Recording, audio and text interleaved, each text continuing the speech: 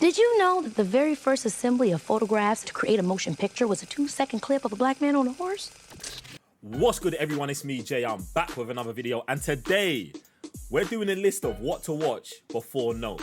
And listen, I know this movie's gonna be a banger, so you know what I had to do? I had to go and get one of the hardest hitting YouTubers when it comes to this whole breaking down thing, man, like Heavy Spoilers. Quiff Richards here from the Heavy Spoilers Show. Can't wait to talk about the movies. Alright, Nope is a sci-fi horror written, directed and produced by a man like Jordan Peele. Alright, the plot of Nope. Basically, isolated town, there's a couple residents, mysterious and abnormal events start taking place. And then you know what regular people do in these types of scenarios? They investigate that and I don't know why, but this is what happens. Now, another big thing I think about the film is its cast. We've got Keke Palmer, Daniel Kaluuya, Steven Yeun, and these actors have already established themselves in the industry as very, very, very good performers. Daniel Kaluuya has, of course, worked with Jordan Peele before on Get Out, an amazing film that definitely, he won the Oscar for, which he definitely deserved. Steven Yeun worked on The Twilight Zone, and he's, of course, coming off the back of The Walking Dead 2. So you've got these major characters and actors that have been big names in the horror genre that are now coming into this film, and I think they're going to bring their all. Alright, this is what we're going to do on this one. Me and Heavy Spoilers, we're going to go back to back telling you the movies you need to watch before Nope. Don't miss any. Watch them all. Watch them all. You need it. If you haven't watched this movie, I don't know. I'm going to ask you to please unsubscribe to... Can I do that? Maybe it's in the 1996 Independence Day. Everyone's watched that, right? If you haven't, jump in the comment section below and just let me know. I might have to send you the movie. 1996 Independence Day. Like, this is the movie. They blew up the White House. Like, I want a movie to try and do that now. It's wild because I feel like now you can blow up the planet, but like if you try to blow up the White House, they'd be against it.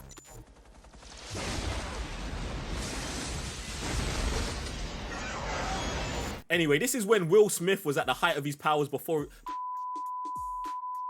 Also, it's got Jeff Goldblum in it. Listen, it's actually a good 90s action. Everyone should have seen it. I'm putting this on the list for the one person who hasn't seen this, but watch Independence Day. It's a fire movie. Come on. Obviously, if you've seen the trailer, you know that there's some sort of alien invasion or there is a spaceship that appears. Hence why aliens, Independence Day, spaceships appearing. You get the through line here. You understand why we're watching this movie. Now, we've also got Signs, which I think is a must-watch before this movie. Of course, it shares very similar aesthetics in terms of being set on a farm. M. Night Shyamalan in that movie, basically, he grounded the entire alien invasion and just put a family at the center of it who are kind of experiencing things on how they were reported by the local sheriff, on the news, and their own experiences, which I think this film, Nope, is definitely going to capture too. Throughout this video, we're going to be going over a lot of movies that have this feeling of isolation in them. Nope, it's obviously set on this farm with everything around the area going crazy, and Signs has the same thing too, where the characters in it, they feel very isolated and in this self-contained area where they're just experiencing it all. We're talking about Signs, so I just watch Unbreakable. Like, it's fun. It's not on the list. It's not on the list. Just watch Unbreakable. All right, 2011, J.J. Abrams directed Super 8. Now, one of the things is I actually love J.J. Abrams movies. Like, I love it when he dives, like he does sci-fi a lot. I just love his sci-fi movies. I don't love it when he restarts franchises. But, in fact, Star Trek was all right. Force Awakens was a different story. Anyway, J.J. Abrams, Super 8. This movie bangs. Check this one out. This is the story of kids encountering a creature while they're filming a film for themselves. It gets meta, but it's good. I like it. And it's obviously dealing with people encountering mysterious things. Hence why, Nope. I love these lists, Just watch the movie. Super 8. Fire. Now, another great film I think that's going to capture that vibe is Steven Spielberg's War of the Worlds. It's all about family, and in it we follow this, a close-knit family as they try and survive the alien invasion. What I love about the movie is, of course, its great performance by Tom Cruise, but on top of that, these people they're not off fighting the aliens themselves. They're dealing with the minute-to-minute survival of just getting through America as everything goes to hell. I think that's going to be captured in Nope as well, and from the trailer, it kind of looks like the people in it are just observing what's going on. They're not, like, getting guns out, shooting the aliens down. They're just like, crap, we need to survive this and discover what's going on. That's very much what I get from War of the Worlds as well, and that's why I think you need to rewatch that film before you go into Nope. Now, obviously, with this being directed by Jordan Peele, I'm only going to advise that you go and watch Key and Peele, 2012 to 2015, like all their skits, like there's loads. So many of them deal with sci-fi, and it will just give you a taste of what the director does. Do you know what I'm saying? You'll get the energy, you'll get the vibe, even though this movie is definitely not going to be a skit at all. Do you know what I'm saying? I mean, it's probably going to have some really dark, funny moments. Those kind of moments that you shouldn't laugh at, but you do.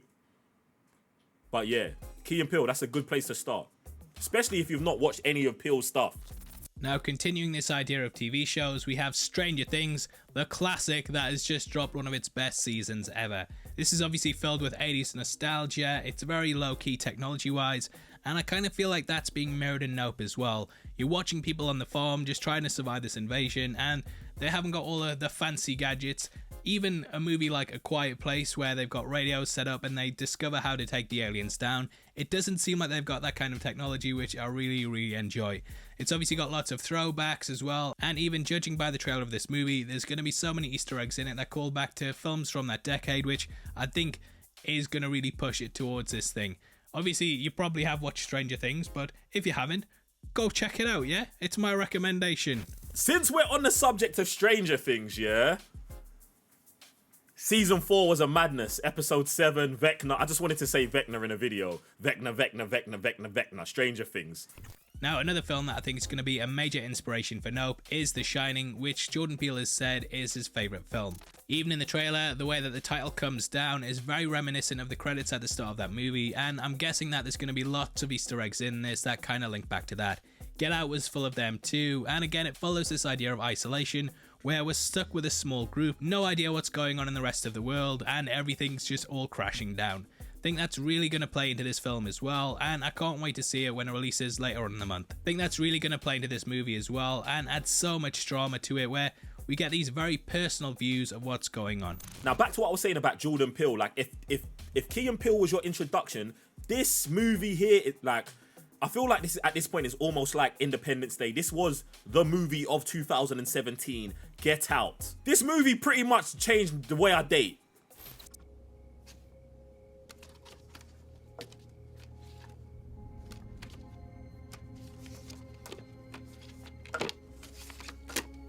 I'm just saying shit today. It's because heavy spoilers here is getting me excited. Get me? But yeah, Get Out, fire movie. I'm pretty sure I beat heavy spoiler with this movie on a screen test as well. I'm going to award it to Saving Private Ryan. The Beverly Hills Chihuahua is so disappointed in you. Devastated. So, Paul. Thank you. Jack. I'm moving so mad with this. Listen, Get Out is actually just a super legit movie. It's Jordan Peele's directorial debut, and he comes out the gate with a banger. Daniel Kaluuya gets his first Oscar nomination for this movie, rightfully so, and this kind of introduces the world into The Sunken Place, if you didn't know about it before.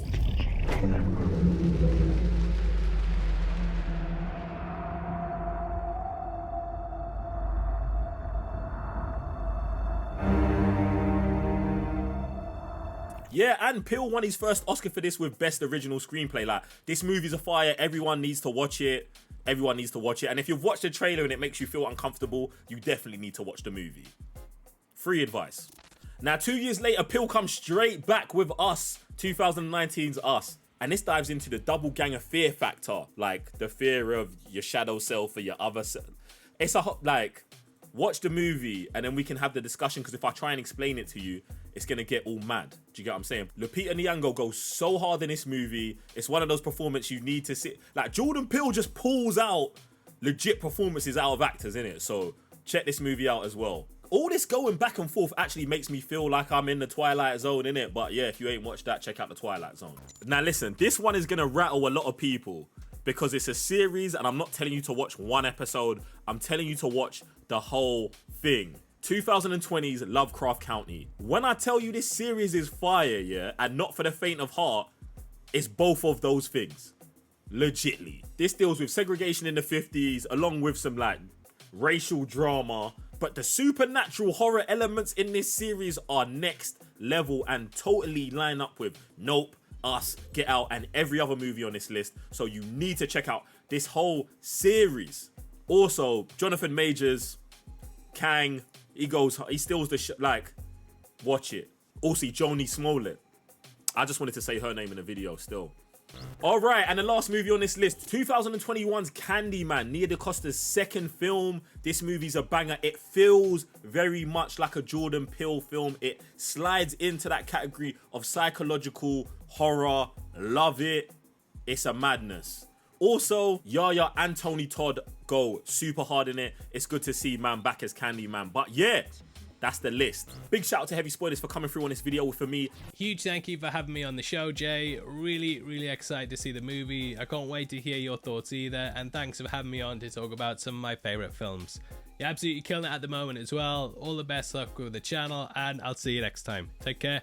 Peace. If you haven't already, make sure you check out Heavy Spoilers channel. Follow him on all social media, Twitter, Instagram. Have you got a TikTok? Yeah, he's got a TikTok, so follow him there. Other than that, you know what to be doing between now and the next video. Dominate, dominate, dominate.